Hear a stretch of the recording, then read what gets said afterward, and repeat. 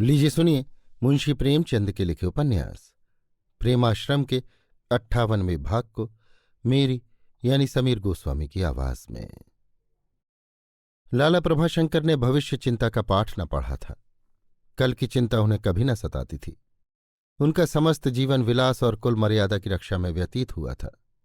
खिलाना, खाना और नाम के लिए मर जाना, यही उनके जीवन के ध्येय थे। उन्होंने सदैव इसी त्रिमूर्ति की आराधना की थी और अपनी वंशगत संपत्ति का अधिकांश बर्बाद कर चुकने पर भी वो अपने व्यावहारिक नियमों में संशोधन करने की जरूरत न समझते थे। या समझते थे तो अब किसी नए मार्ग पर चलना उनके लिए असाध्य था। वो एक उदार गौरवशील पुरुष थे। संपत्ति उनकी दृष्टि में मर्यादा पालन का एक साधन मात्र थी। इससे श्रीवृद्धि भी हो सकती है, धन से धन की उन्नति भी हो सकती है, ये उनके ध्यान में भी न आया था। चिंताओं को वो तुच्छ समझते थे, शायद इसलिए कि उनका निवारण करने के लिए ज्यादा से ज्यादा अपने महाजन के द्वार तक जाना पड़ता था। उनका जो समय और धन मेहमानों के आदर सत्कार में लगता था, उसी को वो श्रेयस्कर समझते थे। दान दक्षिणा के शुभ अवसर आते तो उनकी हिम्मत आसमान पर जा पहुंचती थी। उस नशे में उन्हें इसकी सुध न रहती थी कि फिर क्या होगा और काम कैसे चलेंगे। ये बड़ी बहू ही का काम था कि इस चढ़ी हुई नदी को थामे।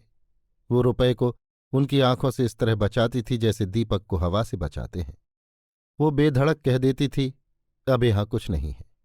लालाजी उसे धिक्कारने लगते, दुष्टा, अभाग्नि, तुच्छ हृदया, जो कुछ मुंह में आता कहते, पर वो टस से मस न होती थी। अगर वो सदैव इस नीति पर चल सकती तो अब तक जायदाद बची रहती, पर लाला साहब ऐसे अवसरों पर कौशल से काम लेते। वो विनय के महत्व से अनभिज्ञ न थे।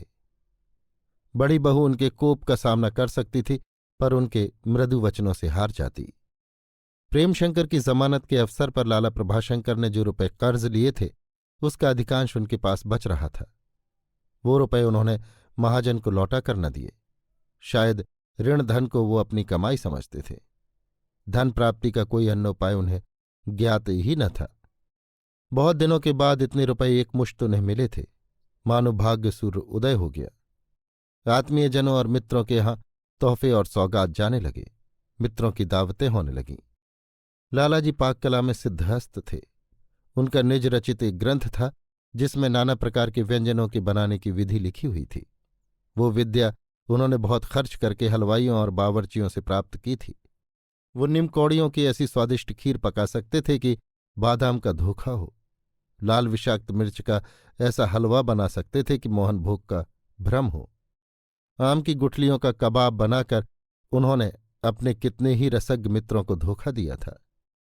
उनका लिसोढ़े का मुरब्बा अंगूर के मुरब्बे से भी बाजी मार ले जाता था। यद्यपि इन पदार्थों को तैयार करने में धन का अपव्यय होता था, सिरमगजन भी बहुत करना पड़ता था और नकलें ही रहती थी, लेकिन लालाजी इस विषय में पूरे कवि थे, जिनके लिए सुहृदयजनों की प्रशंसा ही सबसे बड़ा पुरस्कार है। अब की कई साल के बाद उन्होंने अपने बड़े भाई की जयंती हौसले के साथ की। भोज और दावत की हफ्तों तक धूम रही।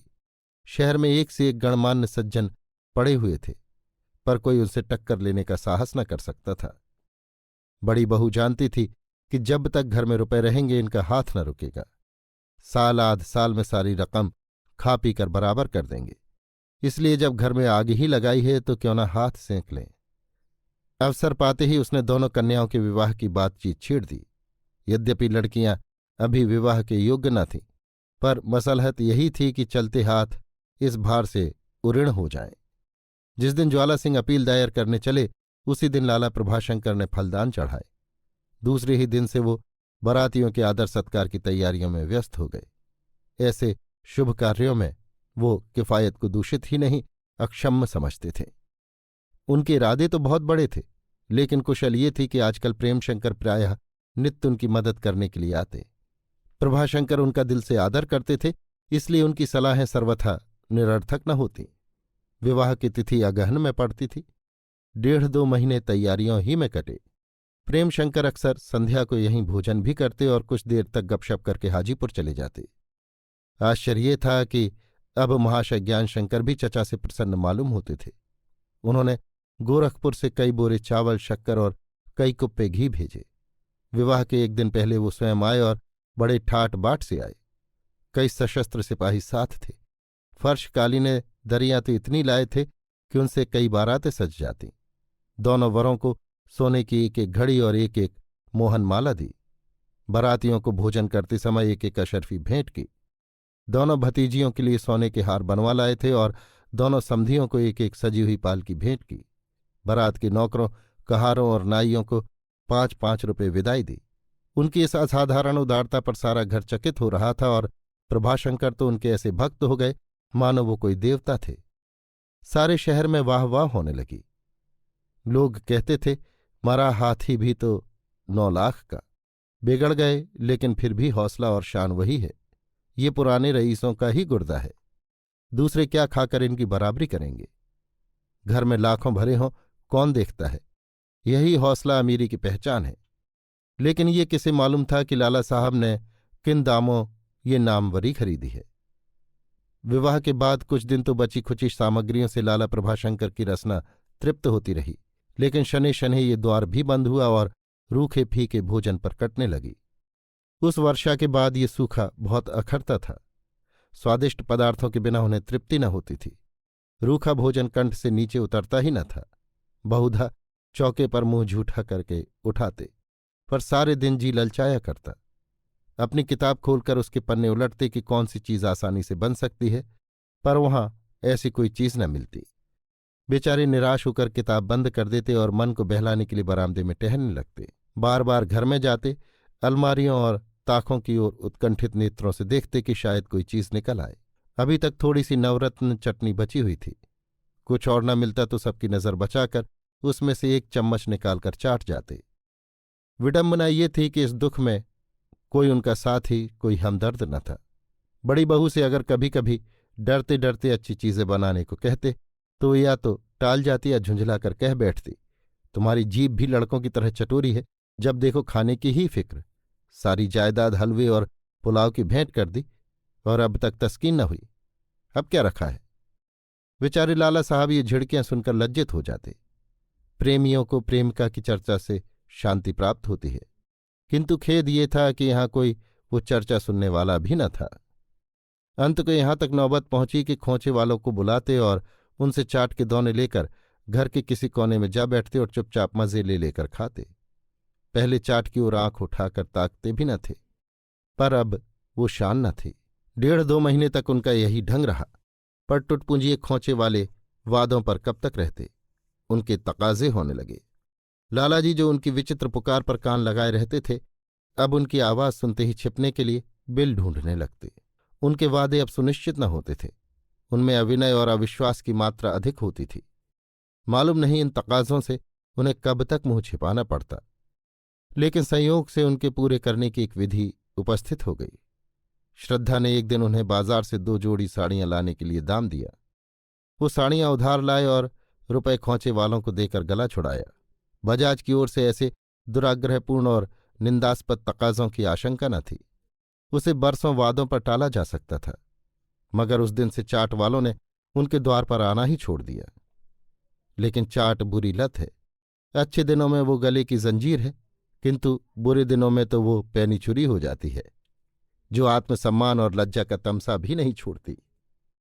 माघ का महीना, सर्दी का ये हाल था कि नाड़ियों में रक्त तक जमा जाता था। लाला प्रभाशंकर नित्य वायु सेवन के बहाने प्रेमशंकर के पास जा पहुंचते और देशकाल के समाचार सुनते। मौका पाते ही किसी न किसी स्वादिष्ट पदार्थ की चर्चा छेड़ देते। उस समय की कथा कहने लगते जब वो चीज खाई। मित्रों ने उस पर क्या क्या टिप्पणियां की थीं। प्रेमशंकर उनका इशारा समझ जाते और शीलमणि से वो पदार्थ बनवा कर लाते। लेकिन प्रभाशंकर की स्वाद लिप्सा कितनी दारुण थी, इसका उन्हें ज्ञान न था। अतएव कभी कभी लालाजी का मनोरथ वहां भी पूरा न होता। तब घर आते समय वो सीधी राह से न आते। स्वाद तृष्णा उन्हें नानवाइयों के मोहल्ले में ले जाती। प्याज और मसालों की सुगंध से उनकी लोलोपात्मा तृप्त होती थी। कितना करुणाजनक दृश्य था। 70 साल का बूढ़ा उच्च कुल मर्यादा पर जान देने वाला पुरुष गंध से रस का आनंद उठाने के लिए घंटों नानवाइयों की गली में चक्कर लगाया करता, लज्जा से मुंह छिपाए हुए कि कोई देख न ले। ताजे कबाब की सुगंध से उनके मुंह में पानी भर आता। यहां तक कि खाद्याखाद्य का विचार भी न रहता। उस समय केवल एक अव्यक्त शंका, एक मिथ्या संकोच उनके फिसलते हुए पैरों को संभाल दिया करता था। एक दिन लालाजी प्रेमशंकर के पास गए तो उन्होंने अपील का फैसला सुनाया। प्रभाशंकर प्रसन्न होकर बोले, ये बहुत अच्छा हुआ, ईश्वर ने तुम्हारा उद्योग सफल किया। बेचारे निरपराध किसान जेल में पड़े सड़ रहे थे। ईश्वर बड़ा दयालु है। इस आनंद उत्सव में एक दावत होनी चाहिए। माया बोला, जी हाँ, यही तो अभी मैं कह रहा था। मैं तो अपने स्कूल के सब लड़कों को न्योता दूंगा। प्रेमशंकर, पहले बेचारे आ तो जाएं। अभी तो उनके आने में महीनों की देर है। कोई किसी जेल में है, कोई किसी में। जज ने तो पुलिस का पक्ष करना चाहा था, पर डॉक्टर इरफान अली ने उनकी एक न चलने दी। प्रभा, इन जजों का यही हाल है। उनका अभीष्ट सरकार का रोब जमाना होता है, न्याय करना नहीं। इस मुकदमे में तुमने इतनी दौड़ धूप न की होती तो उन बेचारों की कौन सुनता। ऐसे कितने निरपराधी केवल पुलिस के कौशल तथा वकीलों की दुर्जनता के कारण दंड भोगा करते हैं। मैं तो जब वकीलों को बहस करते देखता हूं तो ऐसा मालूम होता है मानो भाट का वित्त पढ़ रहे हैं। न्याय पर किसी पक्ष की दृष्टि नहीं होती। दोनों मौखिक बल से एक दूसरे को परास्त करना चाहते हैं। जो वाक्चतुर है उसी की जीत होती है। आदमियों के जीवन मरण का निर्णय सत्य और न्याय के बल पर नहीं, न्याय को धोखा देने के बल पर होता है। प्रेम, जब तक मुद्दई और मुद्दा लेह अपने अपने वकील अदालत में लाएंगे तब तक इस दशा में कोई सुधार नहीं हो सकता, क्योंकि वकील तो अपने मुवक्किल का मुख्य पात्र होता है। उसे सत्यासत्य निर्णय से कोई प्रयोजन नहीं। उसका कर्तव्य केवल अपने मुवक्किल के दावे को सिद्ध करना है। सच्चे न्याय की आशा तो तभी हो सकती है जब वकीलों को अदालत स्वयं नियुक्त करे और अदालत भी राजनीतिक भावों और अन्य दुसंस्कारों से मुक्त हो। मेरे विचार में गवर्नमेंट को पुलिस में सुयोग्य और सच्चरित्र आदमी छांट छांट कर रखने चाहिए। अभी तक इस विभाग में सच्चरित्रता पर जरा भी ध्यान नहीं दिया गया। वही लोग भर्ती किए जाते हैं जो जनता को दबा सकें, उन पर रोब जमा सके। न्याय का विचार नहीं किया जाता। प्रभा, जरा फैसला तो सुनाओ, देखूं क्या लिखा है। प्रेम, हाँ सुनिए, मैं अनुवाद करता जाता हूं। देखिए पुलिस की कैसी तीव्र आलोचना की है। ये अभियोग पुलिस के कार्यक्रम का एक उज्ज्वल उदाहरण है। किसी विषय का सत्यासत्य निर्णय करने के लिए आवश्यक है साक्ष्यों पर निष्पक्ष भाव से विचार किया जाए और उनके आधार पर कोई धारणा स्थिर की जाए। लेकिन पुलिस के अधिकारी वर्ग ठीक उल्टे चलते हैं। ये पहले एक धारणा स्थिर कर लेते हैं और तब उसको सिद्ध करने के लिए साक्ष्यों और प्रमाण की तलाश करते हैं। स्पष्ट है कि ऐसी दशा में वो कार्य से कारण की ओर चलते हैं और अपनी मनोनीत धारणा में कोई संशोधन करने के बदले प्रमाणों को ही तोड़ मरोड़ कर अपनी कल्पनाओं के सांचे में ढाल देते हैं। ये उल्टी चाल क्यों चली जाती है, इसका अनुमान करना कठिन है, पर प्रस्तुत अभियोग में कठिन नहीं। एक समूह जितना भार संभाल सकता है उतना एक व्यक्ति के लिए असाध्य है। प्रभाशंकर ने चिंताभाव से कहा, ये तो खुला आक्षेप है, पुलिस से जवाब तो न तलब होगा। प्रेम, इन आक्षेपों को कौन पूछता है? इन पर कुछ ध्यान दिया जाता तो पुलिस कब की सुधर गई होती। इतने में ज्वाला सिंह आते हुए दिखाई दिए। प्रेमशंकर ने कहा, चचा साहब कहते हैं कि विजय का उत्सव करना चाहिए। ज्वाला, मेरी भी इच्छा है। अभी आप सुन रहे थे मुंशी प्रेमचंद के लिखे उपन्यास प्रेमाश्रम के 58वें भाग को मेरी यानी समीर गोस्वामी की आवाज में।